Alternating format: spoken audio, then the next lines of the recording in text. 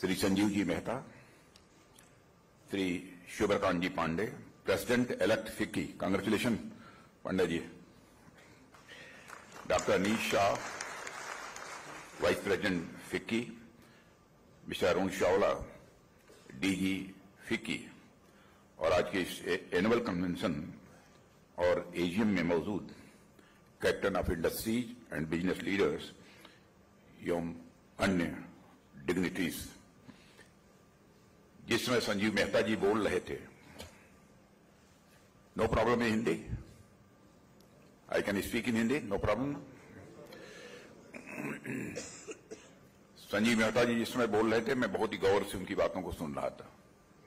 एक तो हमारी डिफेंस मिनिस्ट्री की जितनी भी अचीवमेंट्स थी, उसके बारे में तो उन्होंने पूरी जानकारी आपको दे ही दी, लेकिन उसके पहले आपने देखा होगा कि मेरे बारे में भी उन्होंने कुछ अच्छी अच्छी बातें कही हैं। मैं सोच रहा था कि इस समय कीमत तो थोड़ी बढ़ी है, लेकिन हमारी कीमत को बढ़ाने की कोशिश क्यों कर रहे हैं।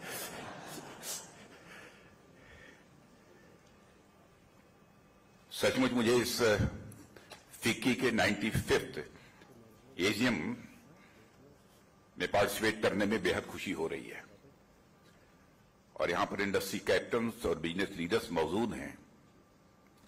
मैं जानता हूं कि इसके पहले भी हमारे फाइनेंस मिनिस्टर, हमारे ट्रांसपोर्ट मिनिस्टर, ये सब सारे कई डिग्निटीज आ चुके होंगे, उन्होंने अपनी बातें आपके सामने रखी होंगी। अब उसके अलग हटकर कुछ बोलना, ये हमारे लिए एक बहुत बड़ा चैलेंज है, एक बहुत बड़ी चुनौती है। लेकिन फिर भी यदि मैं यहां पर मौजूद हूं और फिक्की के एजीएम में, तो स्वाभाविक रूप से मुझे आर्थिक विषयों पर ही अपने विचार व्यक्त करने होंगे, और जो व्यावसायिक विषय होंगे, प्रोफेशन से जो जुड़े होंगे, बिजनेस रिलेटेड होंगे, उन्हीं पर हमको यहां पर चर्चा करनी है। और आप लोगों ने एजीएम की जो थीम रखी है, India at 100, Amritkaal, sustainable and inclusive, तो इसके आगे तो मुझे कुछ कहना ही नहीं है। यही तो विकास का मंत्र है जो आपके एजीएम की थीम है। इसके अतिरिक्त और कोई दूसरा विकास का मंत्र नहीं है। और जैसा कि आप सभी अच्छी तरह परिचित हैं कि इस साल भारत अपनी आजादी के न केवल अमृत महोत्सव मना रहा है, बल्कि अगले 25 वर्षों को हमने अमृतकाल के रूप में मनाने का फैसला किया है। यानी आजादी के 75 वर्ष पूरे होने के बाद अगले 25 वर्ष हैं, जो 2047 तक चलेगा। उस दौरान भारत विकास की राह पर किस तरह से आगे बढ़ेगा, ताकि उसकी विकास यात्रा सस्टेनेबल भी हो और इंक्लूसिव भी हो।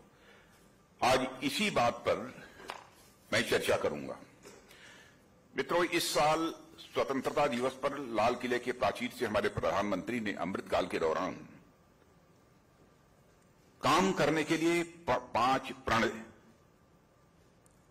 की याद दिलाई थी देश को।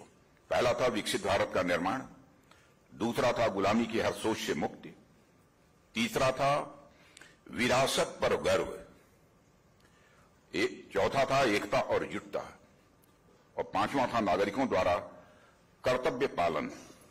ये 5 बातें शामिल हैं जो उन्होंने प्रण दिलाया था। और इनमें जो सबसे पहला प्रण है वो विकसित भारत का निर्माण, और एक ऐसा संकल्प है जो मैं मानता हूं कि बिना पूरा किए हुए भारत विश्व की महाशक्ति नहीं बन सकता, सुपर पावर नहीं बन सकता। लेकिन मैं विनम्रतापूर्वक निवेदन करना चाहूंगा कि यदि मैं यहां पर सुपर पावर और महाशक्ति की बात कर रहा हूं, तो इसका अर्थ यह कदापि नहीं लगाना चाहिए कि हम दुनिया के दूसरे देशों पर डोमिनेट करना चाहते हैं, अथवा दुनिया के किसी देश की 1 इंच जमीन पर कब्जा करने की हमारी मंशा है। यदि हम सुपर पावर बनना चाहते हैं, विश्व की महाशक्ति बनना चाहते हैं, तो विश्व कल्याण के लिए, क्योंकि हम भारत की उस विरासत में विश्वास करते हैं, क्योंकि हम भारत की उस संस्कृति में विश्वास करते हैं जिस संस्कृति ने हमको संदेश दिया है, वसुधैव कुटुंबकम का, the whole world is a family, पूरा विश्व ही हमारा यह भारत, ये परिवार है, यह संदेश दिया है। तो हम पूरे विश्व के कल्याण के लिए सुपर पावर बनना चाहते हैं। और आप सब जानते हैं जब भारत आजाद हुआ था तो उस समय भारत तमाम अभावों के बावजूद विश्व की 6वीं 7वीं अर्थव्यवस्था के रूप में उस समय भी जाना जाता था। भारत को आजादी मिलने के समय और उसके बाद भी कई देश आजाद हुए और वहां पर विकास, डेवलपमेंट के एक नए युग की शुरुआत हुई, जबकि वे सभी देश अर्थव्यवस्था के मामले में भारत से काफी पीछे थे। मैं चीन का उदाहरण यहां पर आप सबके सामने रखना चाहूंगा। जब 1949 में चीन में रिवॉल्यूशन हुआ और नई व्यवस्था बनी तो उनका जीडीपी भारत से कम था। भारत और चीन 1980 तक साथ साथ कदम ताल करते रहे और चीन में साम्यवादी सोच उस समय हावी थी, माने कम्युनिज्म, और भारत में समाजवादी सोच थी यानी सोशलिज्म। और इस दौरान भारत की अर्थव्यवस्था 6वीं 7वीं पावदान तो छोड़िए, दुनिया की टॉप 10 अर्थव्यवस्थाओं की गिनती से बाहर हो गई। 80 के दशक में चीन ने एक करवट ली और कई बड़े आर्थिक सुधारों की भी चीन में शुरुआत की गई और 1991 में हमारे यहां भी आर्थिक सुधारों का यानी इकोनॉमिक रिफॉर्म्स का यह सिलसिला प्रारंभ हुआ। मगर चीन ने कम समय में इतनी लंबी छलांग लगाई कि भारत ही नहीं, अमेरिका को छोड़कर वह दुनिया के सभी देशों को विकास की रफ्तार में पीछे छोड़ दिया। दुनिया की टॉप 10 अर्थव्यवस्थाओं की गिनती में भारत की वापसी 21वीं शताब्दी में होती है। टॉप 10 दुनिया की जो इकोनॉमीज हैं उनमें आकर भारत 21वीं शताब्दी के बाद तक यह सिलसिला प्रारंभ होता है। मगर भारत के सामर्थ्य और जन आकांक्षाओं के अनुरूप जिस तरह का विकास भारत में होना चाहिए था वह नहीं हो रहा था, यह सभी महसूस कर रहे थे। 2014 में एक बड़ा परिवर्तन हुआ। भारत की जनता बड़े भरोसे और विश्वास के साथ मोदी जी को उसने प्रधानमंत्री चुना और जब वे प्रधानमंत्री बने थे तब देश दुनिया की 9वीं इकोनॉमी, मेजर इकोनॉमी, और हमारी इकोनॉमी की साइज हुआ करती थी करीब लगभग $2 ट्रिलियन के आसपास। जहां तक मुझे याद है उस समय हमारी इकोनॉमी की साइज अप्रॉक्सीमेटली $2 ट्रिलियन ये हुआ करती थी। आज हमारी गवर्नमेंट को मोदी जी के नेतृत्व में काम करते हुए 8.5 वर्ष का समय गुजर चुका है और भारत की अर्थव्यवस्था लगभग $3.5 ट्रिलियन के आकार के साथ अब दुनिया की 5th इकोनॉमी बन चुका है। हमारा भारत दुनिया की 5वीं अर्थव्यवस्था बन गया है। मैं आपको याद दिलाना चाहता हूं कि 2013 का वह समय जब विश्व प्रसिद्ध इन्वेस्टमेंट फर्म मॉर्गन स्टैनले ने एक शब्द की रचना की थी और उसमें कहा था उन्हें फ्रेजाइल 5। मॉर्गन स्टैनले ने इस एक टर्मिनोलॉजी को दिया था, फ्रेजाइल 5, यानी दुनिया के वे 5 देश जिनकी अर्थव्यवस्था बुरी तरह से लड़खड़ा रही थी। इस फ्रेजाइल 5 में जो देश थे उनमें साउथ अफ्रीका था, टर्की था, ब्राजील था, इंडोनेशिया था और इसी फ्रेजाइल 5 में हमारा भारत भी शामिल था। आज 9 साल के बाद में तो आप भी कॉन्फिडेंस के साथ कह सकते हैं कि अब हमारा भारत फ्रेजाइल 5 की कैटेगरी से निकलकर अब फेबुलस 5 में आकर खड़ा हो गया।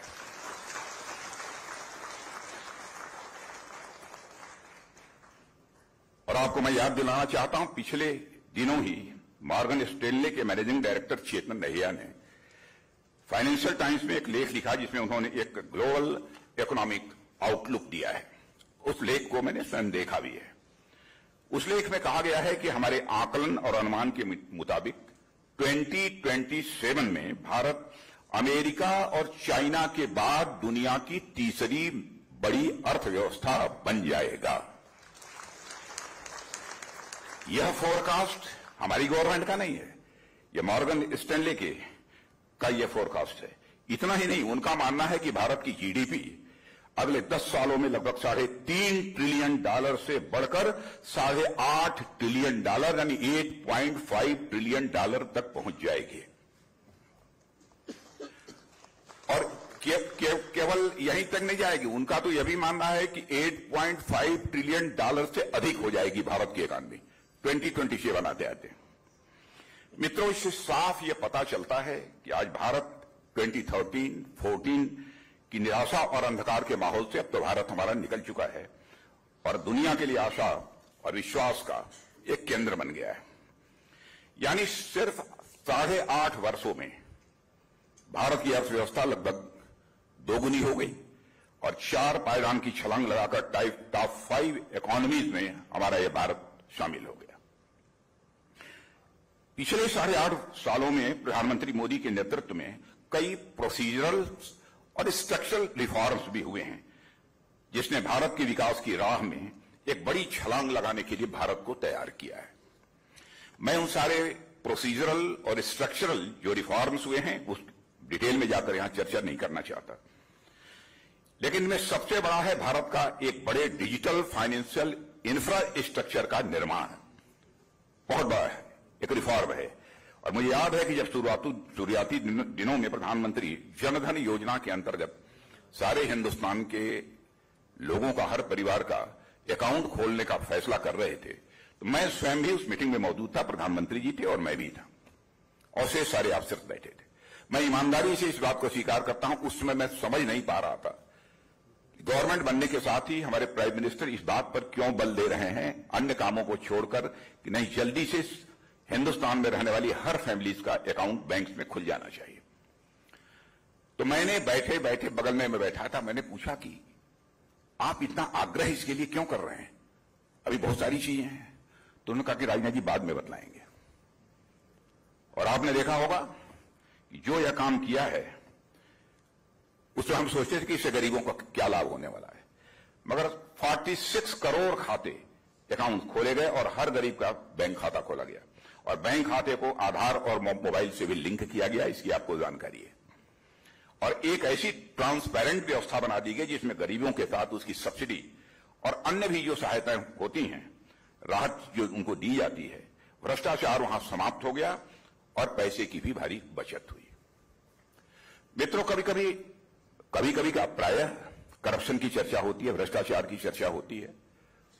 शायद आपको याद दिलाया था कि नहीं दिलाया था, हमारे राजीव गांधी जी ने इस संबंध में चिंता व्यक्त की थी। मैं उनकी नीयत पर कोई क्वेश्चन मार्क नहीं लगाना चाहता हूं और न तो मैं किसी फॉरवर्ड प्राइम मिनिस्टर के इंटेंशन पर कभी क्वेश्चन मार्क लगाता हूं। यह हमारा स्वभाव है, यह हमारी प्रकृति है, क्योंकि prime minister is prime minister, सब देश के लिए करना चाहते हैं। लेकिन उन्होंने एक चिंता यह व्यक्त की थी, क्या करें, 100 पैसा ऊपर से भेजता हूं, नीचे पहुंचते पहुंचते लोगों की जेबों तो केवल 14 पैसा पहुंच पाता है। यह चिंता उन्होंने व्यक्त की थी, ईमानदारी से चिंता उन्होंने व्यक्त की थी। लेकिन आज यह मैं कह सकता हूं कि सिस्टम में थोड़ा बदलाव लाने के कारण यदि 100 पैसा ऊपर से चलता है तो 100 का 100 पैसा गरीबों की अथवा हिंदुस्तान की नागरिकों की जेब में पहुंचता है। यदि हम करप्शन को मिनिमाइज करना चाहते हैं, मैं रूट आउट करने की बात नहीं करता हूं, करप्शन रूट आउट करने का जहां तक प्रश्न है, जब तक संस्कारों में परिवर्तन नहीं होगा, जब तक सोच में परिवर्तन नहीं होगा, तब तक करप्शन रूट आउट नहीं हो सकता। केवल सिस्टम में बदलाव लाकर करप्शन को रूट आउट नहीं किया जा सकता। उसके लिए मन एलिवेटेड होना चाहिए, मन बड़ा होना चाहिए, यानी व्यक्ति स्पिरिचुअल होना चाहिए। केवल जो बैठकर पूजा करता है, मंत्र पढ़ता है, वही स्पिरिचुअल नहीं है। स्पिरिचुअल की धारणा हमारी थोड़ी सबसे अलग है। मैं मानता हूं जो मन से बड़ा है, सोच में बड़ा है, वही स्पिरिचुअल है।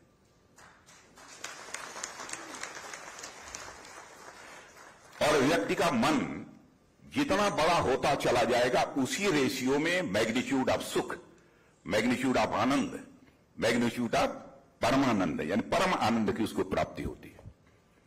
वह व्यक्ति करप्शन में इंडल्ज नहीं होगा। इसे मैथमेटिकल इक्वेशन में यदि कहना हो, क्षमा कीजिएगा, मैथमेटिक्स कम से कम हाई स्कूल तक तो सबने पढ़ी होगी। यदि इसे मैथमेटिकल इक्वेशन में कहना हो, मान लीजिए थोड़ी देर के लिए कि आपका मन, let us consider that your मन इज ए सर्किल। सर्किल का सर्कमफरेंस यानी सर्किल का डायमीटर बढ़ाते चले जाइए। मैं दावे के साथ कहता हूं, मन को यदि आपने सर्किल मान लिया है और सर्किल का सर्कमफरेंस बढ़ाते जाएंगे तो उसी रेशियो में magnitude of sukh, magnitude of happiness, magnitude of anand अपने आप बढ़ता चला जाएगा। मैथमेटिकल इक्वेशन में मुझे कहना हो तो मैं कह सकता हूं circumference of man is directly proportional to the magnitude of sukh, circumference of man is directly proportional to the magnitude of anand, circumference of man is directly proportional to the paramanand. Paramanand. आज मैं कह सकता हूं कि आज हमारे भारत का गरीब यह केवल अकाउंट होल्डर ही नहीं है, बल्कि मैं कह सकता हूं कि वह आज भारत की इकोनॉमी में स्टेक होल्डर बन चुका है। और यह है हमारी इंक्लूसिव पॉलिसीज का परिणाम। बहुत सारी चीजें और जो गरीबों के लिए हुई हैं उस डिटेल में नहीं जाना चाहता हूं, क्योंकि बहुत लोग इसके पहले भी आ चुके हैं। सब सारी बातें आवास की, जल की, बिजली की, यह सब बहुत सारी जो इसेंशियल नीड्स होती हैं हर मनुष्य की, उसके बारे में चर्चा किया होगा। एक समय था जब भारत में साधारण आदमी के लिए अपना व्यवसाय शुरू करना यह कोई आसान काम नहीं हुआ करता था। हमारे प्रधानमंत्री ने आदेश में ईज ऑफ डूइंग बिजनेस को बढ़ावा दिया। वहीं छोटे कारोबारियों के लिए भी वे प्रधानमंत्री मुद्रा योजना लेकर आए। और प्रधानमंत्री मुद्रा योजना के बारे में पहले बहुत शिकवा शिकायतें होती थी, लेकिन आज मैं कह सकता हूं कि इसमें 50,000 से 10 लाख तक के कर्ज लोगों को दिए गए। हमारी सरकार ने भारत के आम नागरिकों की नीयत और कार्य क्षमता पर भरोसा किया है। और आप आंकड़े देखिए, मुद्रा लोन के माध्यम से जो छोटी छोटी राशियां दी गई उनमें नॉन परफॉर्मिंग एसेट यानी एनपीए जिसे कहते हैं की संख्या 7 सालों में केवल 3.3% रही। जो मुद्रा लोन दिए गए उनमें एनपीए केवल 3.3% रहा है।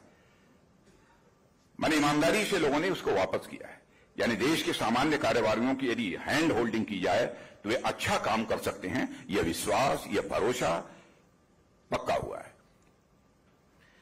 प्रधानमंत्री मुद्रा योजना के अंतर्गत भी 20,43,000 माने 20,43,000 करोड़ के कर्ज छोटे और मझोले कारोबारियों को दिया गया है। इनमें से 70% कर्ज महिलाओं, पिछड़ी जातियों और अनुसूचित जाति के वर्ग के लोगों को दिया गया है। यह है हमारे इंक्लूसिव ग्रोथ का मॉडल। इसी तरह कारोबार की दुनिया में हाल के वर्षों में कई नए स्टार्टअप्स सामने आए। आपको याद होगा कि 2013-14 में स्टार्टअप्स का नंबर जो हमारे भारत में था अप्रॉक्सीमेटली 400, 500 या समथिंग कुछ और रहा होगा इसी के आसपास। लेकिन आज आप सीना ठोक कर कह सकते हैं कि इन 7-8 वर्षों के अंदर भारत में मोर देन 80,000 स्टार्टअप्स हो गए हैं। More than 80,000। और इनमें से 20,000 तो सिर्फ 2021 में रजिस्टर्ड हुए और आज इनमें से मोर देन 107 यूनिकॉर्न। मैं तो देख रहा हूं हर वीक यूनिकॉर्न भारत में तैयार हो रहे हैं जिनकी कैपिटल अप्रॉक्सीमेटली $1 बिलियन से अधिक होती है। अब आज यदि मैं आपके सामने बोल रहा हूं 107 तो 10 दिन, 15 दिन, 20 दिन पहले का आंकड़ा है। आज कहीं 110 और 115 के आसपास न यूनिकॉर्न भारत में पहुंच गए हैं। मित्रों, जब देश की आर्थिक समृद्धि बढ़ती है तो विदेशों से भी खूब इन्वेस्टमेंट आता है। भारत यदि कमजोर होगा तो दुनिया के दूसरे देशों से इन्वेस्टमेंट भी नहीं आएगा। और आप कह सकते हैं कि आज एफडीआई एक साल में $83 बिलियन आज तक कभी नहीं आई।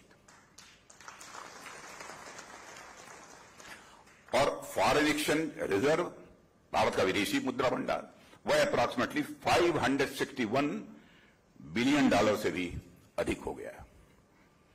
आप में से कई लोगों को यह याद होगा कि 1991 में भारत का विदेशी मुद्रा भंडार इतना खाली हो गया था कि देश का सोना हमको गिरवी रखने की नौबत आ गई थी। मॉर्गेज किया था हम लोगों ने अपना गोल्ड। और वह दिन था और आज का यह दिन है। यह दिन है भारत एक नए स्वाभिमान के साथ नई संभावनाओं की दस्तक दे रहा है। $3 ट्रिलियन की अर्थव्यवस्था बनने में भारत को 1991 से लेकर 31 ईयर्स लग गए। केवल $3 ट्रिलियन की इकॉनमी बनने में भारत को 31 ईयर लगे। मगर अगले $3 ट्रिलियन यानी अगले 7 वर्षों में ही इसमें जुड़ने जा रहा है, केवल 7 वर्षों में। और इसकी पूरी संभावना अब हमें दिख रही है। पिछले 7-8 सालों में आप देखेंगे कि हमारे देश ने अपने पोटेंशियल को फिर से रियलाइज किया है और उसके सहारे नए लक्ष्य की ओर भारत ने तेजी के साथ बढ़ना प्रारंभ भी किया है। सरकार ने ऐसे ऐसे कदम उठाने प्रारंभ किए हैं जो किसी देश की इकॉनमी को मजबूत करने वाले होते हैं। सरकार ने देश के शिक्षित, स्वस्थ और टेक्निकली अवेयर और कॉम्पिटेंट और डाइवर्स स्किल सेट्स संपन्न ह्यूमन रिसोर्स पर ध्यान दिया और उसके लिए जितना मैक्सिमम इफर्ट किया जा सकता है हमारी गवर्नमेंट ने वो इफर्ट किया है। आप लोगों ने नेशनल एजुकेशन पॉलिसी 2020 देखी होगी। उसमें एक तरफ फॉर्मल एजुकेशन तो दूसरी तरफ शिक्षा की शुरुआत में ही वोकेशनल एजुकेशन, साथ ही इंडस्ट्री और एकेडमिया के कोलैबोरेशन का भी प्रोविजन उस नई एजुकेशन पॉलिसी में आपको देखने को मिलेगा। इसी तरह शारीरिक और मानसिक स्वास्थ्य को मानव संसाधन के रूप में बहुत ही महत्वपूर्ण मानते हुए नई शिक्षा नीति में इस बात पर ही विशेष ध्यान दिया गया है। नए नए IITs खोले जा रहे हैं, IIMs खोले जा रहे हैं, पॉलिटेक्निक कॉलेजेस खोले जा रहे हैं। यह सिलसिला लगातार तेजी के साथ आगे बढ़ रहा है। मेडिकल कॉलेज स्थापित किए जा रहे हैं और हमारी गवर्नमेंट का यह संकल्प है कि हम भारत में वही स्थिति देखना चाहते हैं कि हिंदुस्तान का एक भी जिला ऐसा शेष न बचे जहां पर कि कम से कम एक मेडिकल कॉलेज कोई न हो जाए। इस संकल्प के साथ गवर्नमेंट काम कर रही है। मेडिकल सीट्स भी बढ़ी हैं, इस बात की भी आपको अनएक्सपेक्टेड, यहां फिगर हमारे पास नहीं है। पहले कोई कल्पना नहीं कर सकता था कि इतने कम समय में मेडिकल कॉलेज में नंबर ऑफ सीट्स इतनी बढ़ जाएंगी, इतने मेडिकल कॉलेज खुल जाएंगे। और कई महत्वपूर्ण कदम सरकार ने उठाए हैं जो देश में स्किल्ड ह्यूमन रिसोर्स का एक रिलायबल सोर्स बनाए, यह हम गवर्नमेंट की कोशिश है। इसी प्रकार किसी इकॉनमी को आगे ले जाने में कैपिटल का क्या महत्व होता है उससे आप परिचित हैं और हमने उस पर भी पर्याप्त ध्यान दिया है। अनेक कारणों से कई बार मार्केट में कैपिटल स्कैर्सिटी उत्पन्न हो जाती है और एक बार मार्केट में कैपिटल की कमी हो जाती है तो वह केवल तात्कालिक नुकसान ही नहीं होता है बल्कि वह इन्वेस्टमेंट को डिप्रेस करके लॉन्ग टर्म नुकसान में उसे बदल देता है। 2014 में मित्रों, 2014 में अनेक बैंक एनपीए और घाटे के बोझ तले दबे हुए थे और वे नए लोन देने की स्थिति में दूर दूर तक नहीं थे। शिकायतें लोगों की मिलती थी कि हमको बैंक से लोन नहीं मिल रहा है। ऐसी समस्याओं से निपटने के लिए भी सरकार ने कई रिफॉर्म्स किए हैं। सारे रिफॉर्म्स की यहां पर चर्चा नहीं करूंगा। हमने मजबूती से कदम उठाकर कुछ बैंकों को आपस में मर्ज भी किया है। कुछ बैंकों के प्राइवेटाइजेशन की ओर बढ़ते हुए हम उन्हें नया जीवन देने का प्रयास भी कर रहे हैं। गवर्नमेंट ने पब्लिक सेक्टर बैंक्स को कैपिटलाइज करके भी उन्हें पुनर्जीवित करने का एक बहुत ही महत्वपूर्ण और सराहनीय काम किया है। जो बैंक अब तक कहीं एनपीए या फिर इसी तरह के अन्य कारणों से नुकसान में चल रहे थे, हमने उनका पुनरुद्धार किया है और आज बैंक्स मार्केट में भली भांति लोन्स उपलब्ध कराने की स्थिति में आ गए होंगे। मैं समझता हूं कि इस समय कठिनाई नहीं आ रही होगी क्योंकि बहुत सारे इंडस्ट्री कैप्टन्स, बिजनेस से रिलेटेड लोग हमसे मिलते हैं। अभी तक ये शिकायत किसी ने नहीं की, लेकिन आज के कुछ वर्षों पहले इस प्रकार की शिकायत लोगों के द्वारा हमको सुनने को मिलती थी। अभी हाल में ही हमने देखा कि क्रेडिट ऑफटेक में भी बहुत रिमार्केबल सुधार हुआ है, क्रेडिट ऑफटेक में। और साथियों, देश की इकॉनमी को मजबूत करने के लिए टेक्नोलॉजी एक महत्वपूर्ण कंपोनेंट है, इसे सभी स्वीकार करेंगे और इसको बढ़ावा देने के लिए भी हमारी गवर्नमेंट ने कई काम किए हैं। उदाहरण के लिए हमारे जो रिसर्च एंड डेवलपमेंट एस्टेब्लिशमेंट्स हैं, चाहे वह CSIR हो चाहे DRDO हो, हमने उनमें बड़े स्तर पर रिफॉर्म्स लाने की भी कोशिश की है। मैं उस डिटेल में नहीं जाना चाहूंगा कि चाहे CSIR हो अथवा DRDO हो, उसमें हमने मेजर रिफॉर्म्स क्या क्या किए हैं क्योंकि उसमें लंबा समय लगेगा। इसके अलावा आपने देखा होगा कि जो रिसर्चेज हमारी एकेडमिया यानी यूनिवर्सिटी या फिर इंजीनियरिंग और मेडिकल कॉलेज में हो रही थी, वे हमारे इंडस्ट्री तक आसानी से नहीं पहुंच पाती थी। इन दोनों के बीच जो लिंकेज होना चाहिए था वह लिंकेज भी नहीं था। ऐसे में रिसर्च इंस्टीट्यूशंस में जो रिसर्च एंड डेवलपमेंट हो रही थी उनको इंडस्ट्री में अप्लाई करने में काफी कठिनाइयां पैदा होती थी। नतीजा यह होता था कि दोनों ही पार्टीज के विकास में बाधा आती थी। हमने इन दोनों के बीच के गैप को कम करने या बीच के गैप को समाप्त करने की कोशिश की ताकि लैब और इंडस्ट्री के बीच की दूरी को पूरी तरह से कम कर दिया जाए, और यह दोनों ही पक्षों के लिए एक विन विन सिचुएशन है।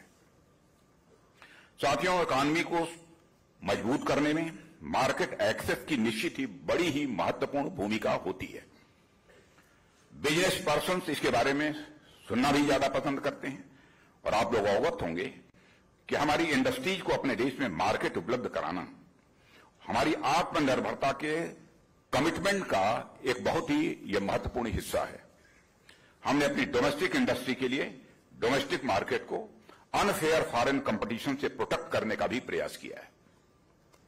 साथ ही साथ हम अपने डोमेस्टिक बिजनेस को बाहर देशों से में भी मार्केट एक्सेस दिलाने का प्रयास कर रहे हैं ताकि वे बाहर भी मार्केट कैप्चर कर सकें, और हमने मार्केट इंटीग्रेशन पर भी ध्यान दिया है जिसका लाभ देश के हर कोने में रहने वाले लोगों को स्वाभाविक रूप से मिल रहा है।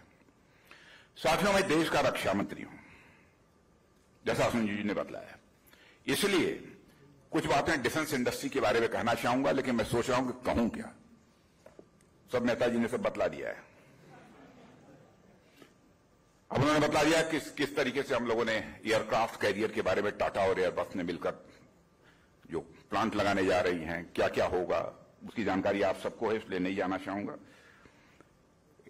और एक तो फैसला कर लिया है 68 टोटल बजट का 68%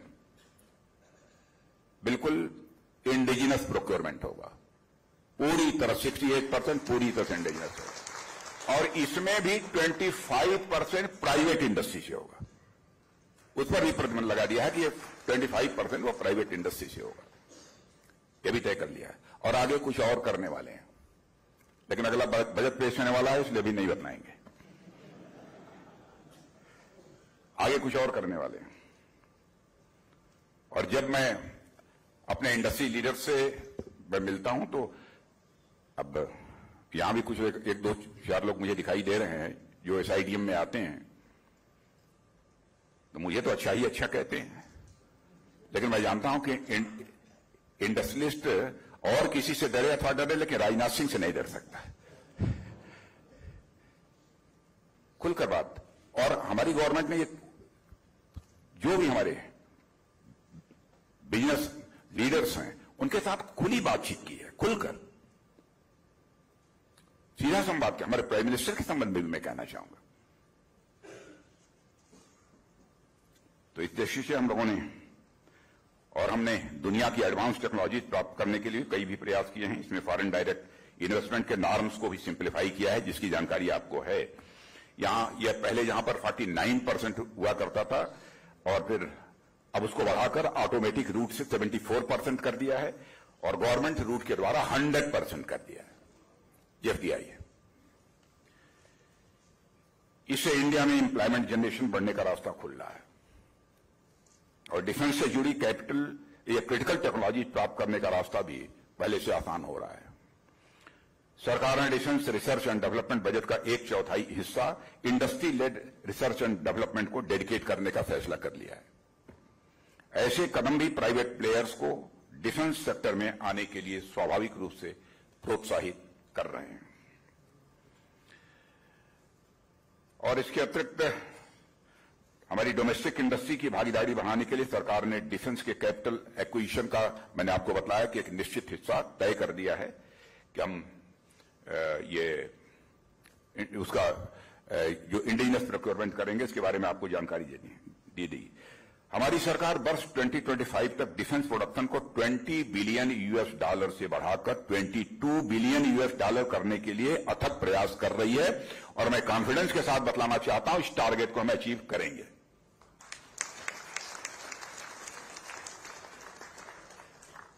और इस समय चूंकि पार्लियामेंट चल रही है इसलिए खुलकर मैं बोल नहीं सकता। अभी तक तो आप लोग 13,000 करोड़ के एक्सपोर्ट की बात डिफेंस की सुनते होंगे, लेकिन फिगर कुछ और है। पार्लियामेंट चल रही है इसलिए हमारी मजबूरी है, मैं उसको बोल नहीं सकता। और अब आप ये कल्पना कर सकते हैं कि इस तरह के ग्रोथ के साथ इंडस्ट्री के लिए कितने अवसर उपलब्ध होंगे, यह मुझे बतलाने की जरूरत नहीं है। मैं आज के इस कार्यक्रम के अध्यक्ष डोमेस्टिक इंडस्ट्री और फॉरेन ओईएम्स इनसे भी और डिफेंस सेक्टर में इन्वेस्ट करने और इस अवसर का लाभ उठाते हुए ग्लोबल सप्लाई चेन में इंटीग्रेट होने का मैं आह्वान करता हूं। और मेरा विश्वास है कि नई ऊर्जा के साथ आगे बढ़ रही इंडियन डिफेंस इंडस्ट्री में ग्रोथ की बहुत असीम संभावना है और आज पूरा विश्व भारत को आशा की निगाहों से और विश्वास की नजरों से देख रहा है। भारत आज दुनिया की जरूरतों को पूरा करने की ओर भी आगे बढ़ रहा है। आप ये कहेंगे कैसे? कोविड पैंडेमिक के दौरान आपने देखा होगा भारत में वैक्सीन बनती नहीं थी। भारत में वैक्सीन उसी दौरान बननी प्रारंभ हो गई। केवल भारत के लोगों को ही 3-3 डोज उसकी नहीं लगी, बल्कि दुनिया की 100 कंट्रीज को हम लोगों ने वैक्सीन मुहैया कराने का काम किया। यह है हमारा भारत, यह है हमारा भारत। साथियों, जैसा कि हम देख रहे हैं कि 5th लार्जेस्ट इकॉनमी होने के साथ साथ भारत दुनिया में फास्टेस्ट ग्रोइंग मेजर इकॉनमी में से एक के रूप में लगातार आगे बढ़ रहा है। ऑस्ट्रेलिया के साथ फ्री ट्रेड पर एक मेजर एग्रीमेंट साइन किया गया है और हमारी अन्य पार्टनर कंट्रीज के साथ भी ऐसे ट्रेड एग्रीमेंट्स के लिए काम चल रहे हैं।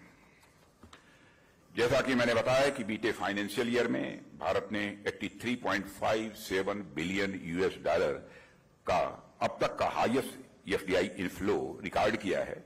और आप सभी जानते हैं कि जब कोई बिजनेस हाउस किसी देश में इन्वेस्ट करता है तो बहुत सोच समझ कर करता है, बहुत जांच परख कर करता है और वह देश की संभावनाओं और अवसरों को देखकर तब इन्वेस्टमेंट करता है।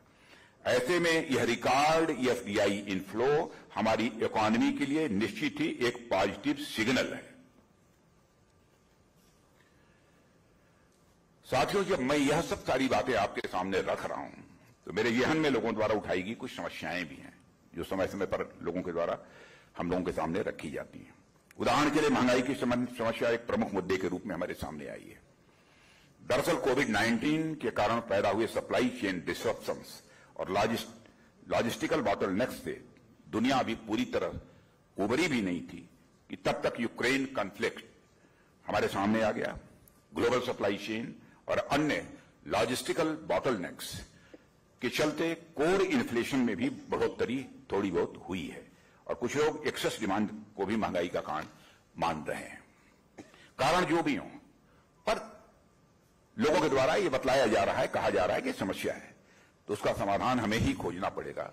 समाधान हम लोगों ने खोजा है और आगे भी यह क्रम चलता रहेगा। भारत ही नहीं बल्कि पूरी दुनिया की इकॉनमी बड़े कठिन दौर से गुजर रही है, पर आप देखेंगे तो अन्य प्रमुख देशों की तुलना में भारत में इन्फ्लेशन कम है। और मुझे कहते हुए खुशी होती है कि रिजर्व बैंक ऑफ इंडिया ने देश की महंगाई को कम करने के लिए कई मेजर स्टेप्स लिए हैं और उसका परिणाम भी हमारे सामने अब आने लगा है।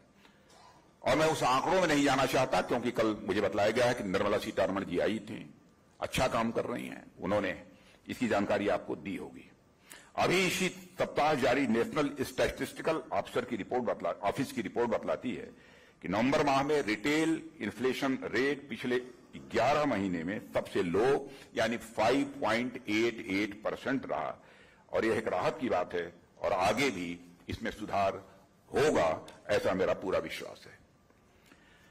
मित्रों, आपने देखा होगा कि इनकम टैक्स हो या फिर जीएसटी, गत वर्ष इनका जितना कलेक्शन हुआ है उसके बारे में अब तक सोचा भी नहीं जाता था। जब मैं यहां टैक्स कलेक्शन की बात कर रहा हूं तो यह अपने आप में कोई लक्ष्य नहीं है, बल्कि यह लोकहित की पूर्ति का साधन है। टैक्सेशन जनहित के कार्यों को संपन्न करने का एक जरिया होता है। दुनिया भर में आने वाली मंदी की संभावना भी हमारे लिए एक बड़ी समस्या का कारण है। इसके लिहाज से भी हम तैयार हैं और आवश्यक कार्रवाई इस दृष्टि से हम कर भी रहे हैं।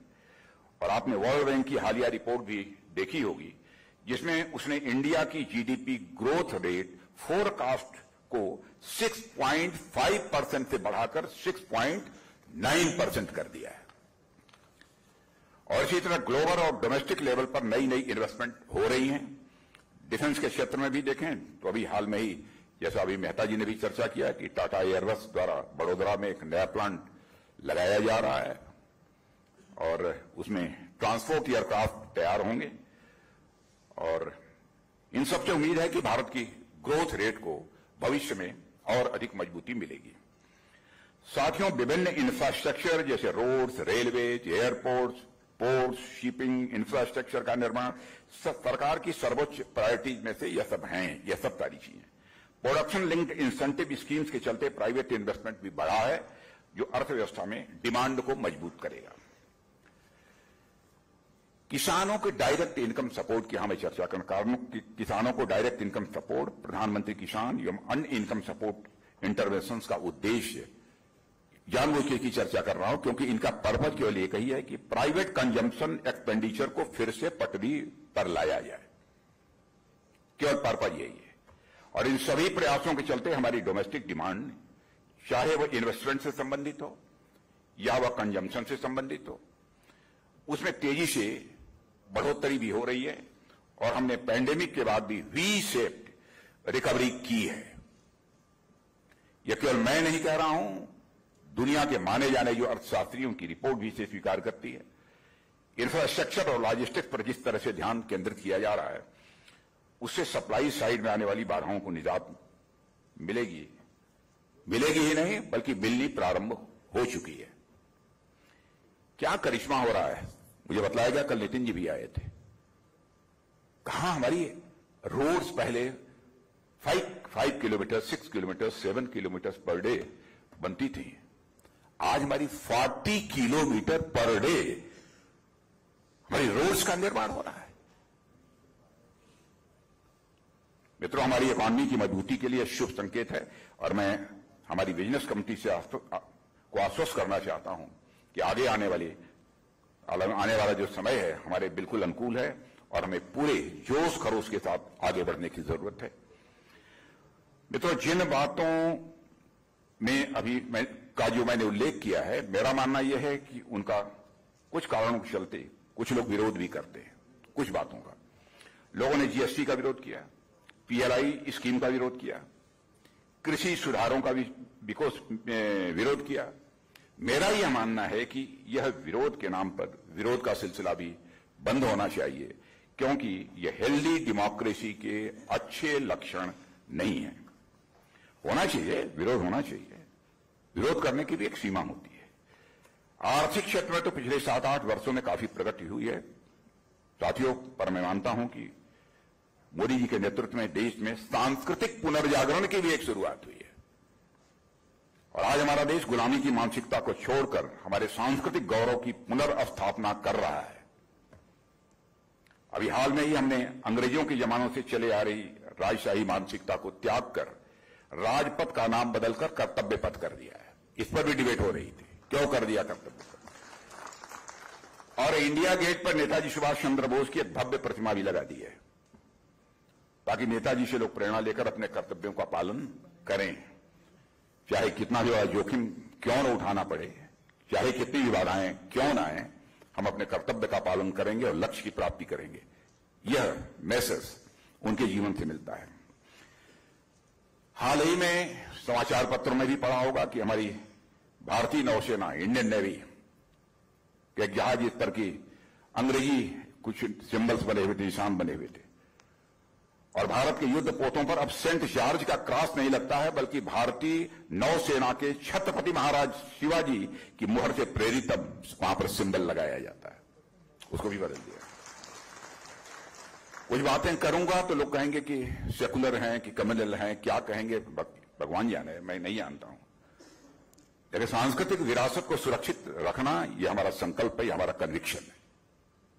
चाहे काशी विश्वनाथ का प्रश्न हो, चाहे हमारे महाकाल उज्जैन का हो, बद्रीनाथ का हो, केदारनाथ का हो, सोमनाथ का हो, इनको भव्य स्वरूप प्रदान करना यह कोई अपराध हम लोगों ने नहीं किया है। भारत के किसी कौम के साथ कोई हमने डिस्क्रिमिनेशन नहीं किया है। यह तो भारत की विरासत है। भारत की विरासत को सुरक्षित रखना क्या यह अपराध है? इसको भी लेकर बहस की जाती है।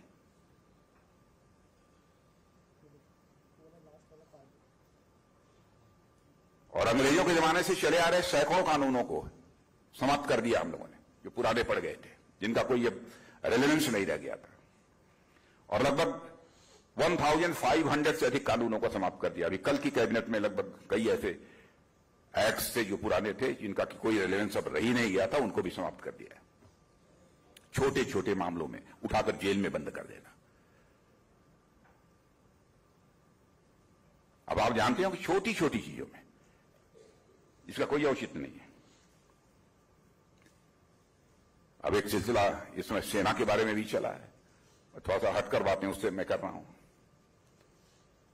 लेकिन मित्रों, मैं संसद में कह चुका हूं, इसलिए मैं आपसे कह रहा हूं, नहीं तो वह बातें नहीं बोलूंगा जो कि मैंने संसद में नहीं कही है। चाहे गलवान हो तो तवांग, हमारी सेना ने जिस शौर्य और पराक्रम का परिचय दिया है,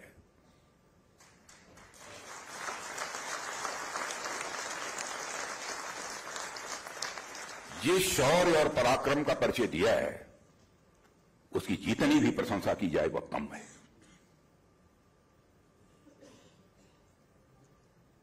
मैं बहुत ही विनम्रतापूर्वक निवेदन करता हूं कि हमने भी कभी किसी अपोजिशन के लीडर के इंटेंशन पर कभी क्वेश्चन मार्क नहीं लगाया। पॉलिसीज को लेकर हमने डिबेट किया।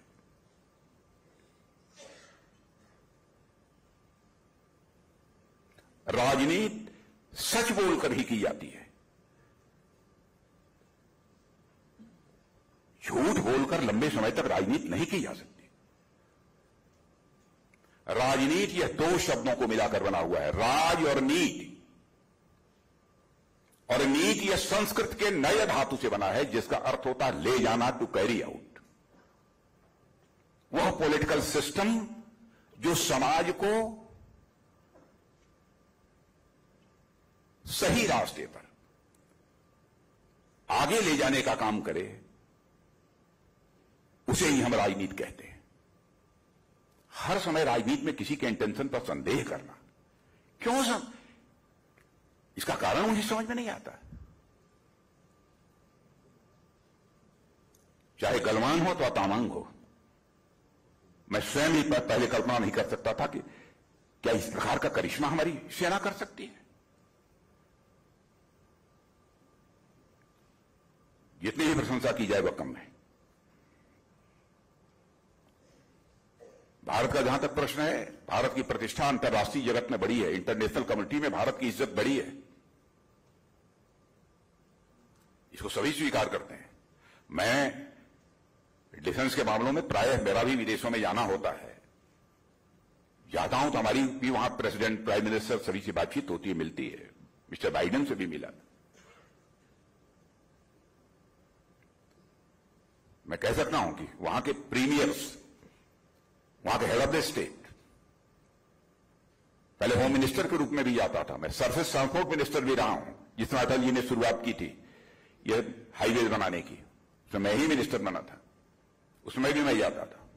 लेकिन आज जो भारत के बारे में उनकी धारणा मैं सुनता हूं, यह और कभी कोई हेड ऑफ स्टेट यह कह देता है कि your prime minister is commanding very high reputation among the international community, तो यह सुनते ही हमारा सीना चौड़ा हो जाता है।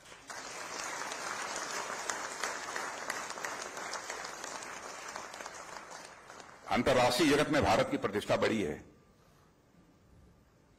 भारत का कद बहुत ऊंचा हुआ है।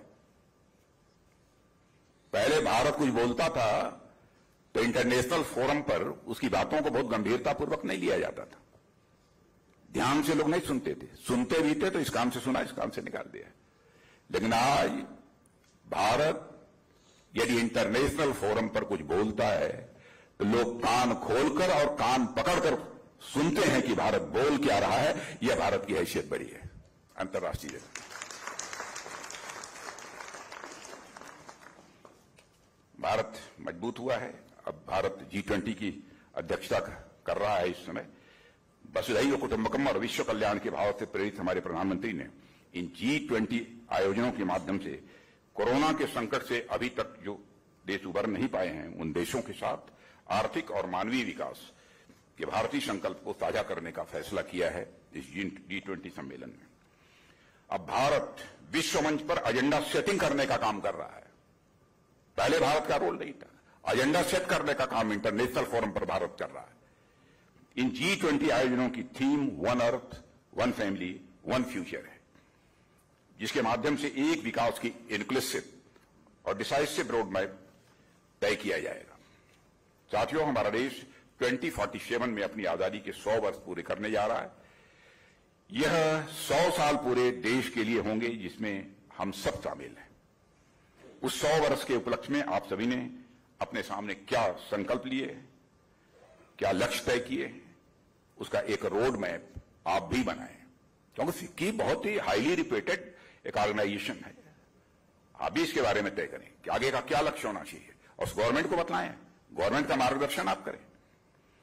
कुछ कदम आप बढ़ाएं और कुछ कदम हम बढ़ाएं और साथ मिलकर अपने राष्ट्र को नई ऊंचाइयों पर ले जाएं। यही संकल्प लेने की आवश्यकता है। और आप लोगों से आग्रह है कि आप लोग नए जोश और उत्साह के साथ आएं और रिसर्च डेवलपमेंट में इन्वेस्ट करें। नई नई टेक्नोलॉजी, अरे आया हूं तो कुछ तो मांग लें। और नेता कहीं जाते हैं तो वोट मांगते हैं, हमारी कंट्री में फला चीज में इन्वेस्ट करिए, ये करिए, यही सब तो अपील करते हैं। तो वही अपील मैं भी कर रहा हूं। और नई नई टेक्नोलॉजी और प्रोडक्ट्स भी लाभ लाएं, ये आपसे आग्रह है। यकीन मानिए, ध्यान से सुनिएगा, यकीन मानिए, आपके प्रोडक्ट्स का इंतजार अब सारी दुनिया कर रही है। भारत के प्रोडक्ट्स का इंतजार सारी दुनिया कर रही है। भारत के प्रोडक्ट्स के बारे में जो पहले धारणा थी अब पूरी तरह से बदल चुकी है। इसलिए मैं आपसे कह रहा हूं, आइए इन्वेस्ट करिए। इस अवसर पर ज्यादा कुछ न कहते हुए मैं फिक्की के इस एनुअल सेशन की सफलता की मैं कामना करता हूं। और अभी 1 साल पहले मिले थे ना मेहता जी, कब मिले थे? अब आगे पंडा जी फिर आपकी अध्यक्षता में मिलेंगे। मैं पुनः आप लोगों ने ध्यान से हमारी बातें सुनी हैं, इसके लिए मैं शीश झुकाकर आप सभी के प्रति आभार व्यक्त करता हूं। आप सबको बहुत बहुत धन्यवाद देता हूं।